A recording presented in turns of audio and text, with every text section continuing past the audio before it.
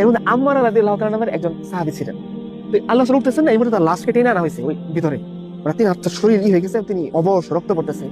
তখন এনে আল্লাহ রাসূল দাঁড়ায় আছে, রাসূলের পায়ের সাথে তাকে লাশকে ঠেক দিয়ে রাখা হয়েছে।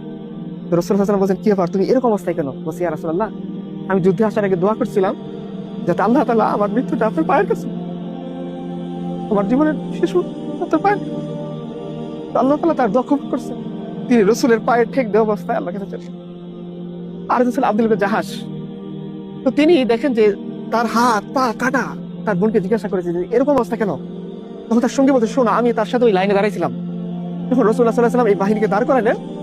আব্দুল ইবনে জাহাশ দেখে আল্লাহর কাছে হাত তুলে দোয়া করতেছে, আমরা কি বলতে, আল্লাহ একটু বাঁচায় নিয়ে যাও, বউ পোলাপান আছে, ব্যবসা বাণিজ্য রেখে আসছি, বউ পোলাপান আছে, দেখবো। উনি আল্লাহর কাছে হাত তুলেছে, আল্লাহ আমি দুশমনের সাথে শক্তিশালী দুশমনের মোকাবিলা করতে চাই। বলছে, কেন শক্তিশালী দুশমনের মোকাবিলা করতে চাও? আল্লাহ, সে আমাকে হত্যা করবে, আমি তাকে হত্যা করবো, এরকম মোমেন্টে চলে যাবে, আর সে আমার উপর বিজয়ী হবে, আমাকে কতল করে দিবে। কেন? বলছে, আল্লাহ এই পর্যন্তই শেষ না, সে যাতে আমাকে পরাজিত করার পরে আমার হাত কাটে, পা কাটে, কান কাটে। বলছে, কেন? বলছে, আল্লাহ তুমি যখন কি আমাদের জিজ্ঞাসা করবা যে তুই আমার জন্য কি আনছো, আমি বলবো আমার হাত পা কান চোখ সব তোমার রাস্তায় কুরবানি করে আসছে। তখন ওই বললেন, এই হলো তার দোয়া, যে দোয়ার কারণে আল্লাহ তাকে এরকম একটা শাহাদাত নসিব করছে। এরকম ভাবে সাহাবায়ে কেরাম রাসূলকে ওখানে প্রোটেক্ট করতেছিলেন, জীবন দিয়ে মানব বর্ম রচনা করে। অনবরত তীর আসতেছিল, আর সে পতাকা ছিল আমাদের প্রিন্স বনি আব্দিদ্দার গোত্রের নেতা সেই মুসআব ইবনে উমাইরের হাতে। ইবনু কামিয়া এসে তাকে কত করে দিচ্ছে।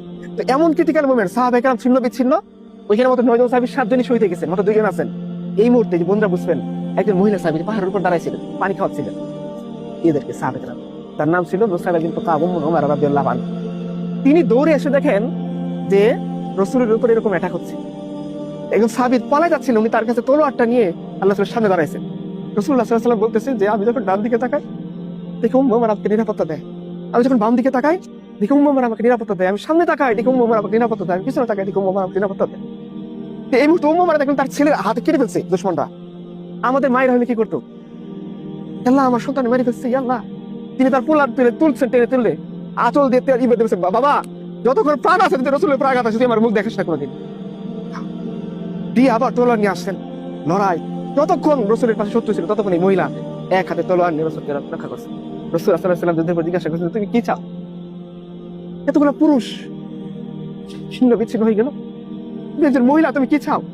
বলছি, ইয়া রাসূলুল্লাহ, আপনার সাথে জান্নাত, জান্নাত এই বলছে। রাসূলুল্লাহ সাল্লাল্লাহু আলাইহি ওয়াসাল্লাম তার এই কুরবানিতে খুব খুশি হয়েছে।